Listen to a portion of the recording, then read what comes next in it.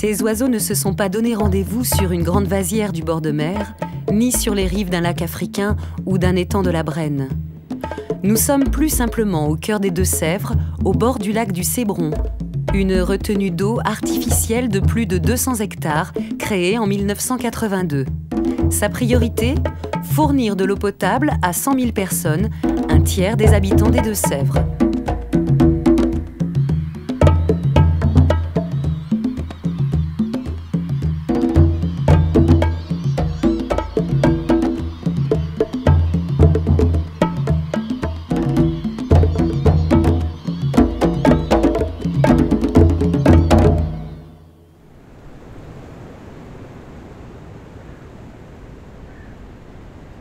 Dès la première année, les oiseaux se sont appropriés le lac. Il est devenu pour eux une terre d'accueil, un îlot de tranquillité au milieu du bocage et des terres agricoles. Le lac leur apporte nourriture et refuge. Certains viennent ici pour passer l'hiver. D'autres s'y arrêtent sur leur route migratoire entre l'Afrique et le nord de l'Europe. D'autres encore y restent tout au long de l'année.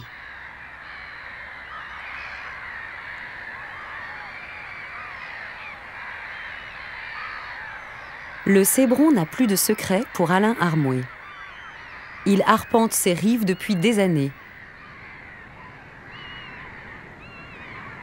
Alain est ornithologue.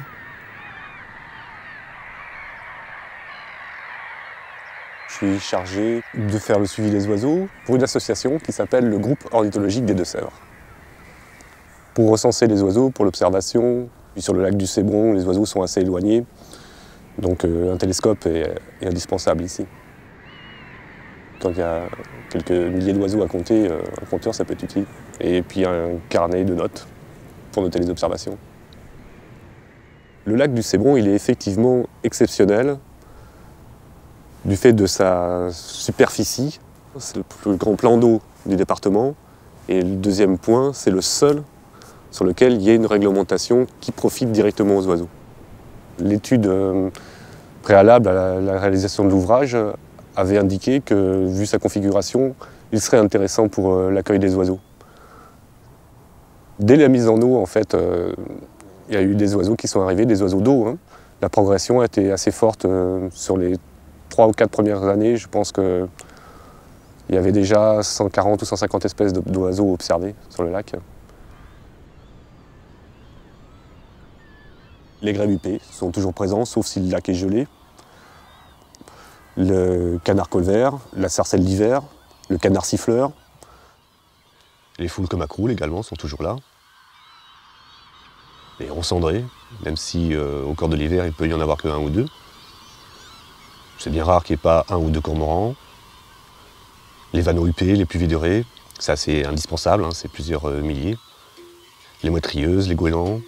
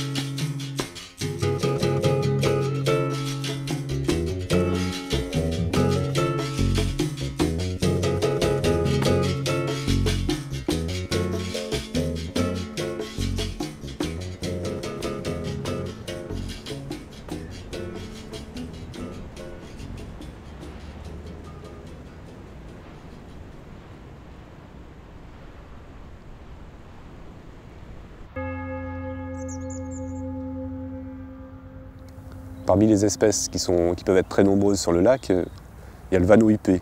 Les vanneaux qui sont sur le lac viennent d'une grande partie de l'Europe et sont des oiseaux qui sont sociaux.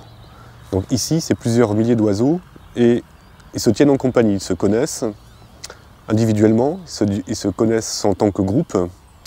Et sur le lac, ce qui est intéressant, c'est qu'ils se transmettent des informations qui se communiquent de voisin à voisin. Il suffit qu'un danger arrive, eh bien les oiseaux vont pousser un cri d'alarme Et à ce moment-là, ils peuvent décoller tous ensemble.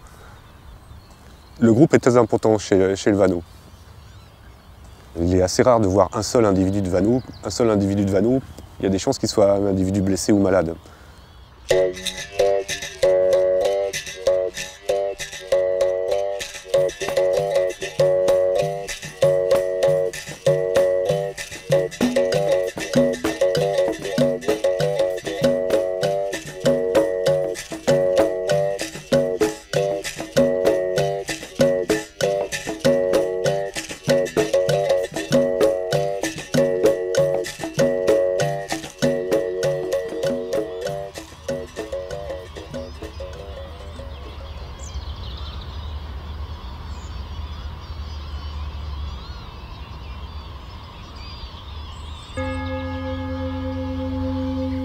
À partir de janvier, il commence à y avoir des mouvements de migration.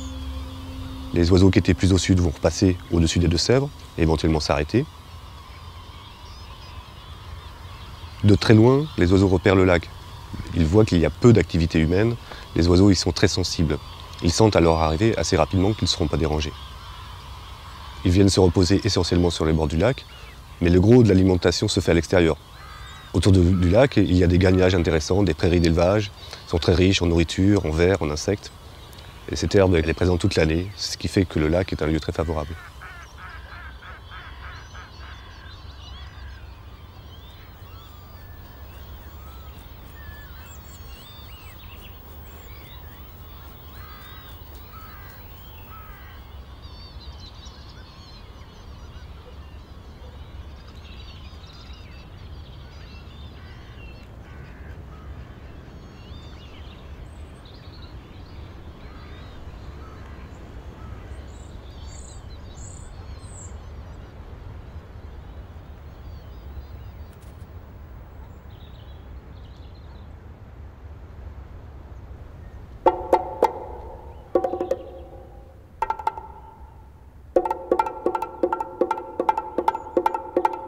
C'est en fin d'après-midi que le Cébron s'anime. Venus des champs alentours, mouettes et goélands se rassemblent sur le lac. Ils se regroupent au milieu de la nappe d'eau pour passer la nuit à l'abri des prédateurs terrestres.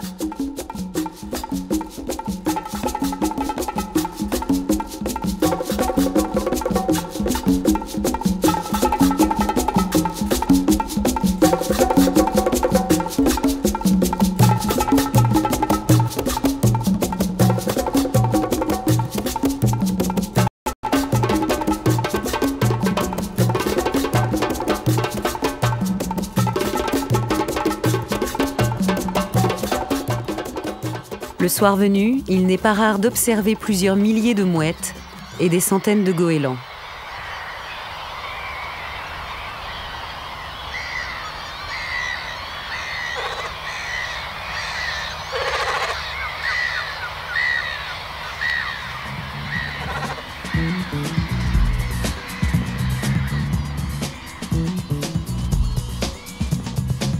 Lorsque les vanneaux et les pluviers se mêlent à la foule, ce sont plus de 20 000 oiseaux qui se donnent en spectacle.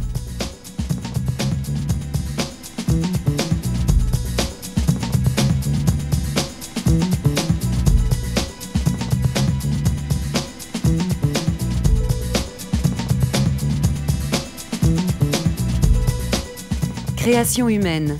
Plus grand plan d'eau artificiel du département des Deux-Sèvres, le Cébron fait figure de symbole. L'homme peut répondre à ses besoins tout en créant des milieux favorables aux espèces sauvages.